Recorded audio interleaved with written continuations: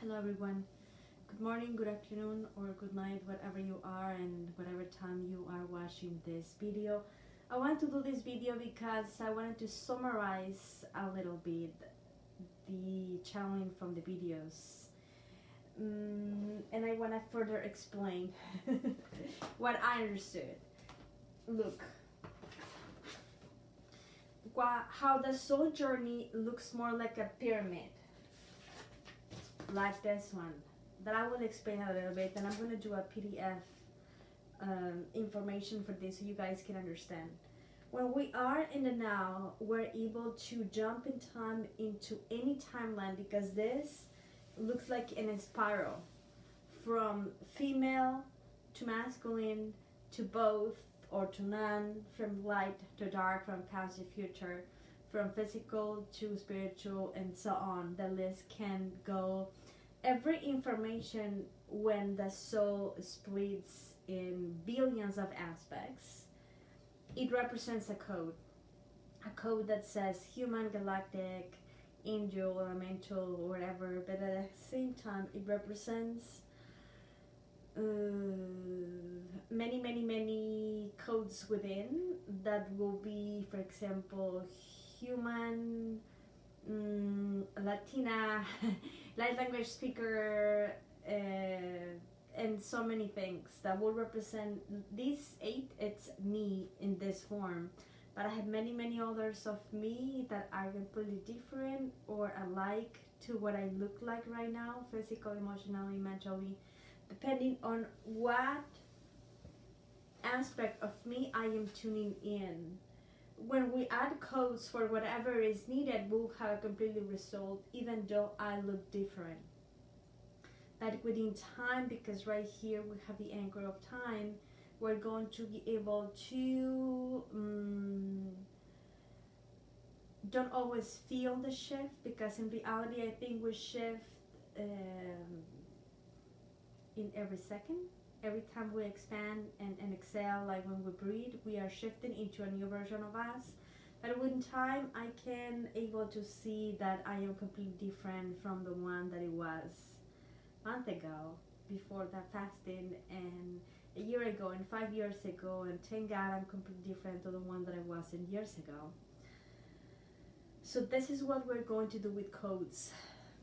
A code, normally, not like code, it is information represented in a pattern that will be spoken in movement or in a symbology.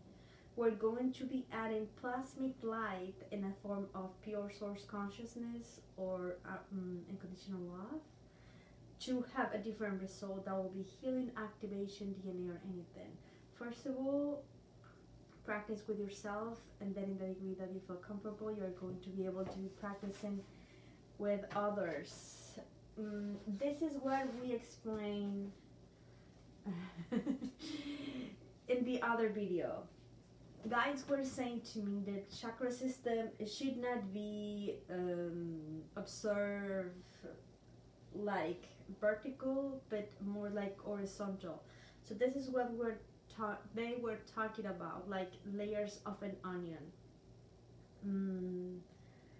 Right here we have the codex of the soul that we have decided to incorporate in this lifetime, and that it is translated in chakras and meridians that express the codex of the soul, the map of the soul. I don't know if you have been following me for a few years, a while, but I was doing the map of the soul, and this is what I was doing. I was drawing the aura. I still do when people request it. The difference between map, soul, and blueprint, the way that I do understand it, is a map of the soul represents this version, and then the blueprint represents the whole.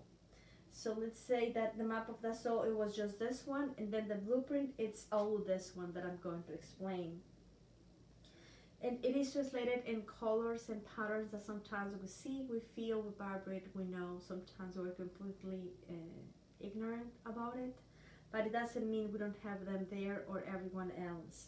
When someone is going to die, for example, they lose their glow, their aura, like for a day before. I have never never seen that, but somehow sometimes I have feelings or knowingness when someone that may not last like that long. But that is another thing for another video.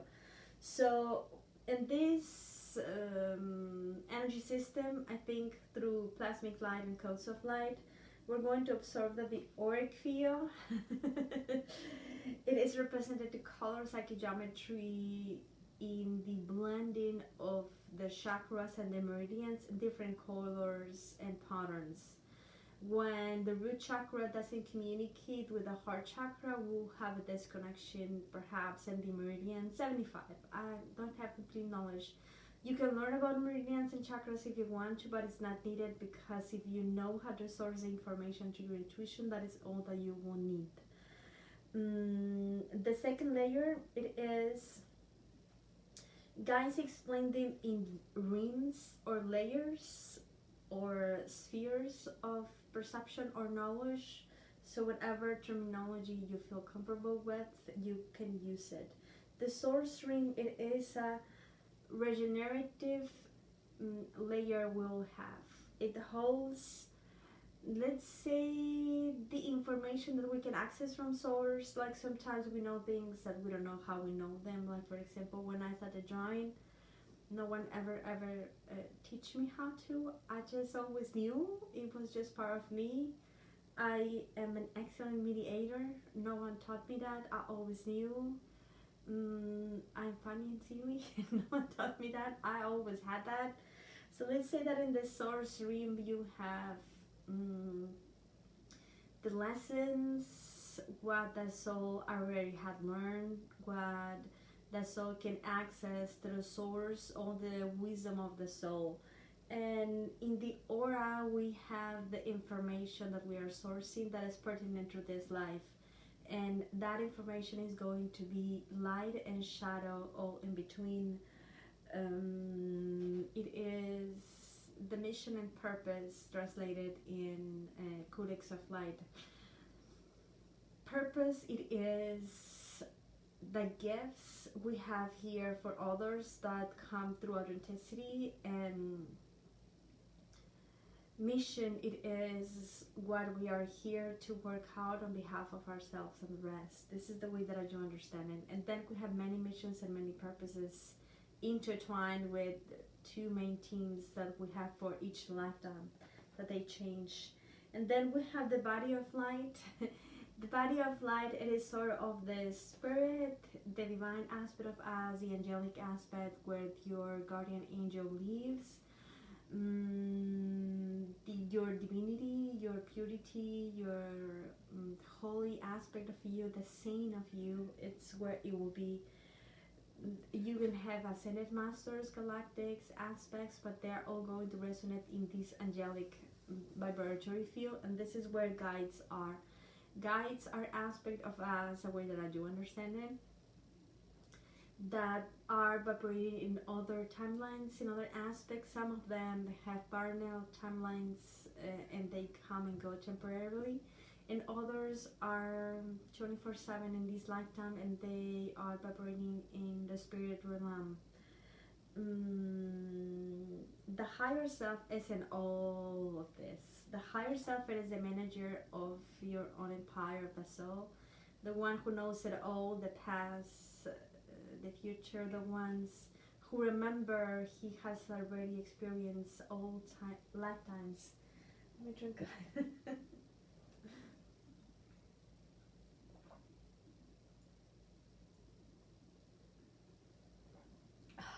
so good. And then we have the soul ring. The soul ring, it is our Akashic records. Like for example, when I activated myself the capacity to do light language, I source it from the soul ring. It is the Akashic records that is pertinent from this life. What I said in my soul contract that I wanted to experience. And then we have plasmic light from the central sun that is like an extra layers of support when you vibrate high. Many people don't have these last layers activated, the ones that are vibrating only in 3D. And then guys talk about spheres of knowledge or arcs of knowledge. Some people call them like that. Diamond spheres. What they were saying, this is what I was seeing. For example, one dimension, it is the self. It is the mind. It is the way that I understand it, the knowledge about who I am and who you are, where the I am present it is. And then when the selves feel separated, the dimension number 2, it will be the duality, the separation between the light and the dark, the yin and the yang, the feminine, the masculine. And then we have the 3 dimension, and it is when we are anchored to time, because we believe we had 5 years old before, and I will be 60 in the future, and I have been angel, elemental, and different experiences throughout time.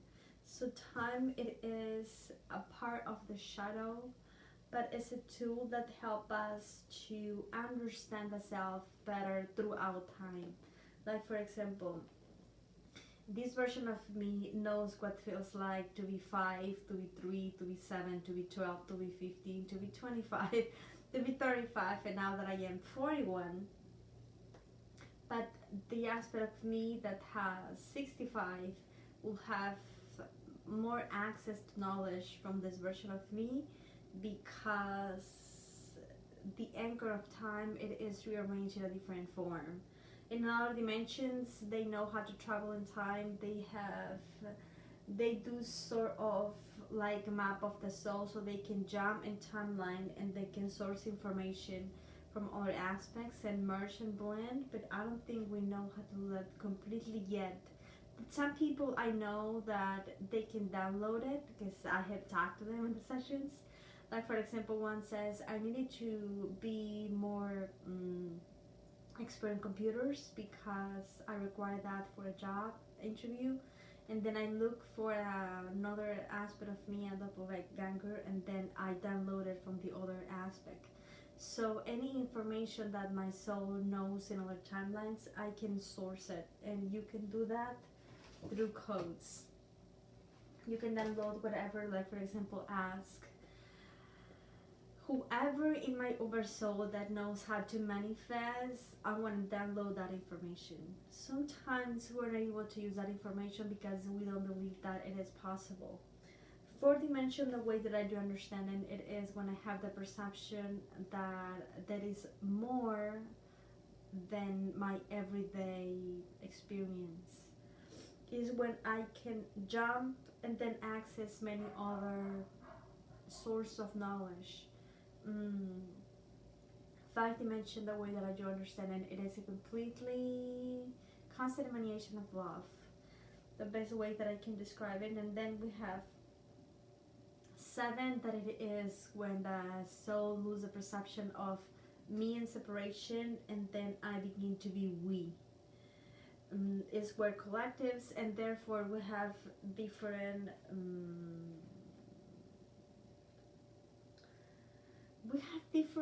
versions of what a soul feels it is, and how the soul feels that it can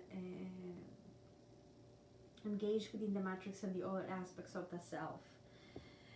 Like for example, we do have the angelic sphere of knowledge, when I can know what feels like to connect with Archangel Michael, that it will be my Archangel Michael, my version of Archangel Michael.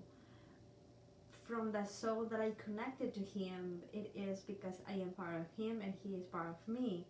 And with each galactic that I will connect with, it will be only with the ones that are in my Oversoul.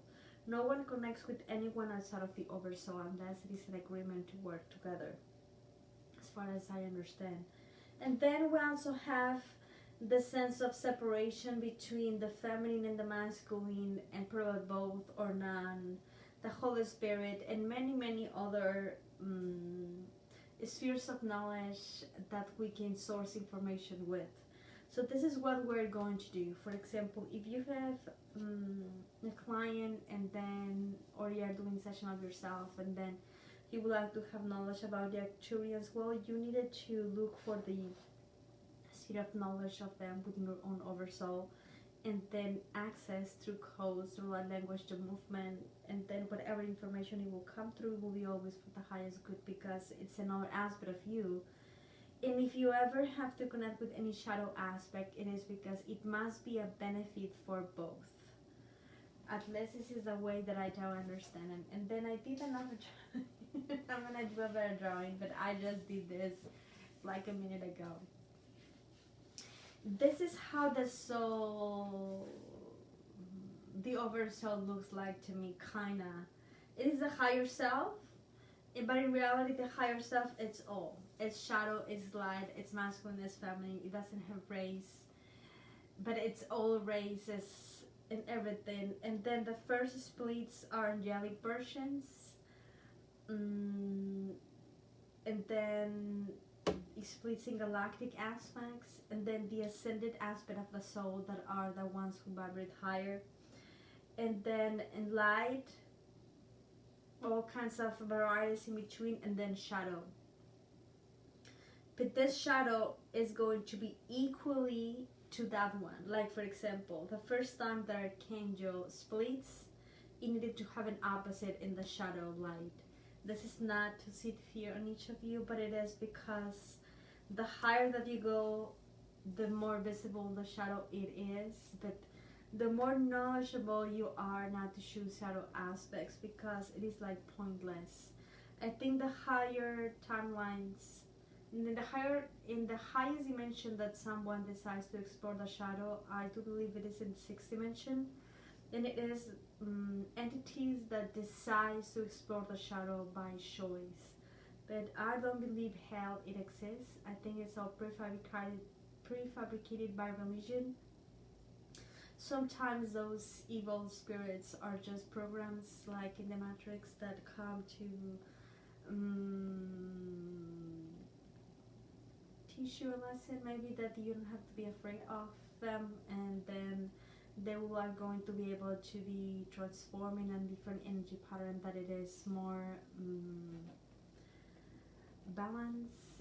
And this is kind of what we're going to be working with. It sounds a little bit complicated, but it is not, because only the information that is going to come through, it is the one that is going to be necessary for a healing session through light language with yourself or a client. And this way to source action, to source information, that is the beginning. You guys can access Akashic records and channeling, but within practice, each of you will be getting better results. I have been changing, and then every time in a while my channeling goes deeper, that I surprise myself, that sometimes it's like, oh, I didn't know I could do that. Sometimes because my English is not perfect, I struggle a little bit, because the information that comes through, I don't know how to translate it in a very soothed way. I don't know how to say that in English. And then sometimes I struggle. You guys are gonna see me that I shrink a little bit, but it's not because of the channeling. And that is a normal thing, I think. We all are going to have some weakness that we perceive, but the more you do, the more that you are going to know and being able to get better, because with practice there comes a time that you don't feel affected, like you don't care. Like for example, me at the beginning that I started doing lives, I get so nervous, so freak out, that sometimes I had stomachache and things like that, because I would feel insecure for many reasons. But now I'm just like, whatever, even though sometimes people will come to me and give me feedback about something that I could do better, I appreciate, because I think it comes from truthful, which is good. I appreciate, because I like to be better. But what I want to say it is that perfection is not in display.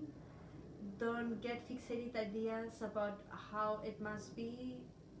tune into your own flow, and then go with whatever it is the best for you in the moment.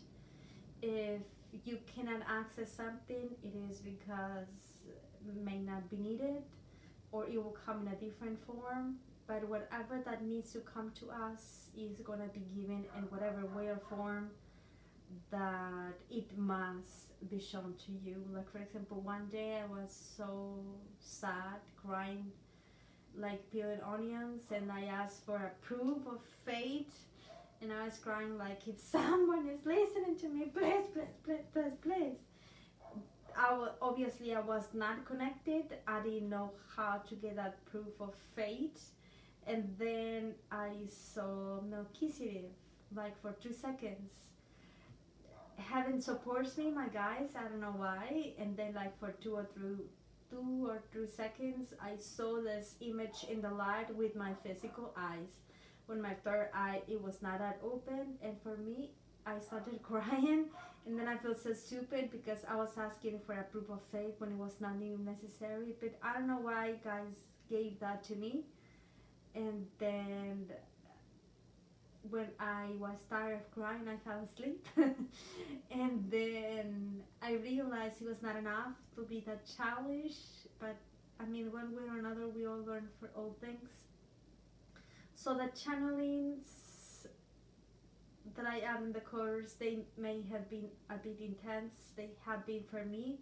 Many information that I didn't know that I was doing innately, it's coming at a deeper level. We always thought that we know, and then we realize that we don't know nothing. And it's kind of like it's happening to me. I knew about codes, but now it is like a depth into it that I am going deeper, and I am excited for what will come in the future. I think in the next channeling guides are going to talk about colors, Christ consciousness, plasmic light, different things like that.